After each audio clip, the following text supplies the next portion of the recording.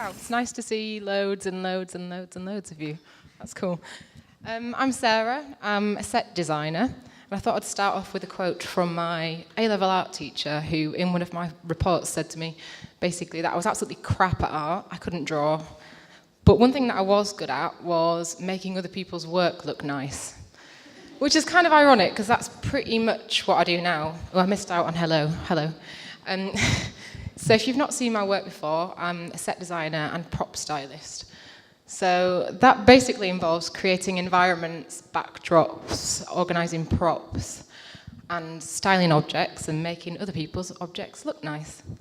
I predominantly work in fashion, and some of my clients have included people like Christian Dior. I've worked for the British Fashion Council on their London menswear collection, advertising, and also people like Mr. Porter. It's kind of a mix, really. I do, obviously, this kind of commercial work, and then try and do as much editorial and also personal work as possible. And this, as I say, it's not just fashion. I'm also interested in other bits like food. I've done some stuff recently for the Gourmand. I also do quite a bit of work in interiors and lifestyle bits, so bits for wallpaper, Disegno, and then the other bigger names, sort of fashion magazines like This Is L'Officiel piece, and bits for Vogue and all that kind of stuff. So another question that I get asked quite a lot, I thought you might want to know about, is basically how I ended up doing what I'm doing, because it's not an obvious job choice. I never knew about it when I was at college or when I was at school or anything like that.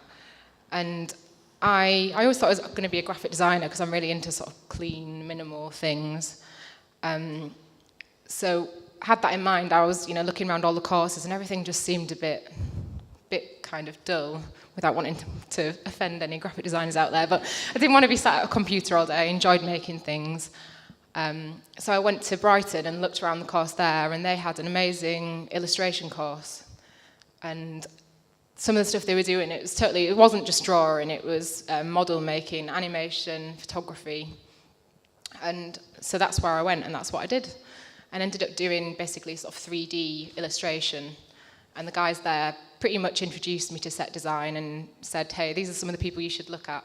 If you thought about doing window displays, if you thought about doing music videos, and yeah, I was like, wow, that sounds like fun.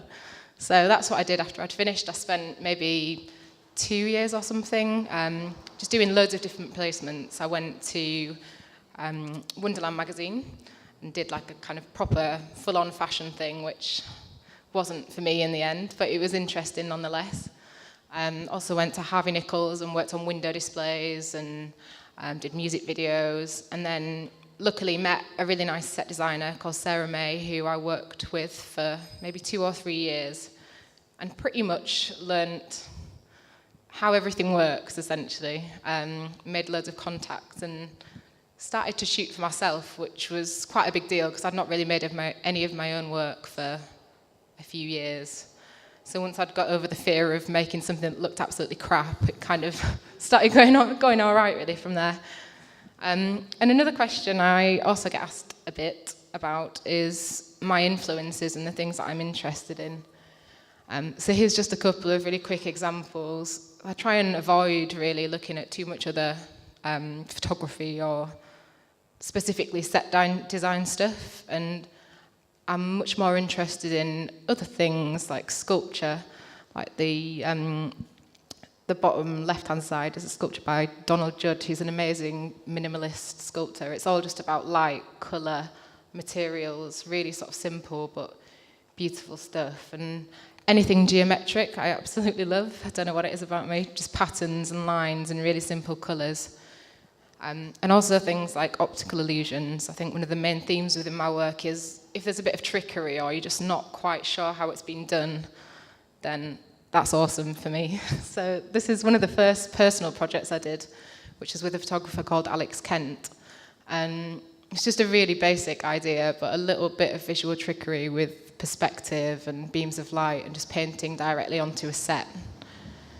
And another piece which is a favourite of mine, it's a little bit older now, but again, it's sort of focusing on the idea of architecture and steps and simple things like the way objects create shadows on backgrounds.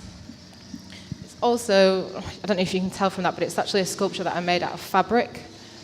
So I'm quite into trying to subvert like the use of something. So obviously fabric, it's usually flexible and bendy and malleable, and sort of wanted to do something completely opposite with it and make something totally rigid. And on the next one here, again, this is just a bit more personal work, but this is just a series based on simple patterns. So it's just going back to the idea of stripes and spots and architecture, I guess, making an environment where you're not entirely sure what's going on. Is it real? You know, is it the pattern that's making the different colours? How's it lit? Is that bit sticking out, or is it going backwards? Or, I don't know, just a bit of trickery, really. So aside from the sort of whole environments, quite a bit of my work is also to do with styling of objects, which I guess is where the prop styling comes in. And I just wanted to talk a little bit about that, because that's one of the other key themes, and like something I'm trying to focus on within my work at the moment, which is just trying to use things in a different way. Because I don't know about anyone else, but I just find you're sort of bombarded by images of objects all the time. You're on the internet, someone wants to sell you some trainers or a bag or a Hoover. And it's just like, I've seen a million Hoovers. I kind of don't even look at the Hoover anymore. It's like just the same shape. You know exactly what it is. And it's not taking you even a millisecond to think about it or look at it. So, yeah, these are kind of examples of where I've tried to do something a little bit different. So the shot on the left is actually a bit of pasta. I don't know. It's kind of trying to just elevate it into something else and turn a bit of pasta into hopefully what looks like kind of a luxury image. Another key thing is also the material that an object is made out of. So whether it's sort of a fashion object, whether it's a shoe, or whether, in this case, it's a shelf like the shot on the left, I think it's really important to play on what it's actually made out of, really. So we've kind of taken what's essentially really handmade, highly finished plastic shiny shelf and put it next to something completely opposite and natural, and hopefully it's not obvious what it is initially. And again, the similar sort of thing with the jugs on the right. So this is a bit more into fashion, which is probably what you're expecting me to talk about a bit more. But it's just an example of looking at the material and taking inspiration from that. So it's a white cotton shirt. You've probably seen a million of them before, but it's about saying what what the qualities are of it that are interesting, like it's stiff, literally sort of starched white shirt, and just taking that to an extreme and again turning it into something a little bit different. So I was also just asked to go through a little bit of process and how I actually would make a shoot happen, and the sort of design element of it. So this is a project I actually did with It's Nice That for Okini, the menswear retailer. And I tried to start this in a similar way, the approach of looking at the object and getting a bit of inspiration from that. So these are a pair of sunglasses that I found on the website. Well, sunglasses, just regular glasses. But I just thought they were really amazing, completely unwearable, but they really reminded me of graphite and charcoal. And I don't know if anyone else did this, but when I was at school, we made sort of rubbings and had like bits of bark and put the paper on top and made patterns.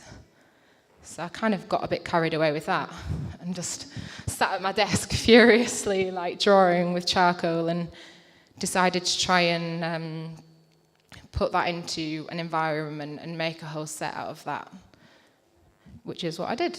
So there's just a couple of slides of the project, which, again, I think it just has that link to the material that the item's actually made out of.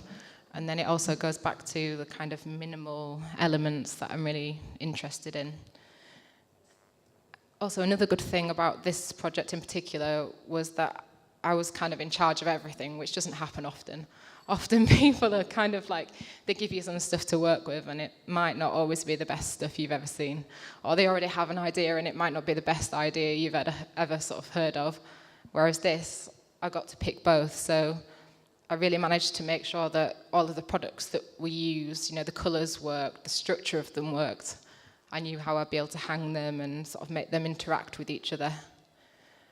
And also another sort of good point about this is it's literally just pieces of paper with pencil on. And I'm really interested in how you can take something that's, it's quite a basic, inexpensive item and make it look hopefully quite nice and quite luxury.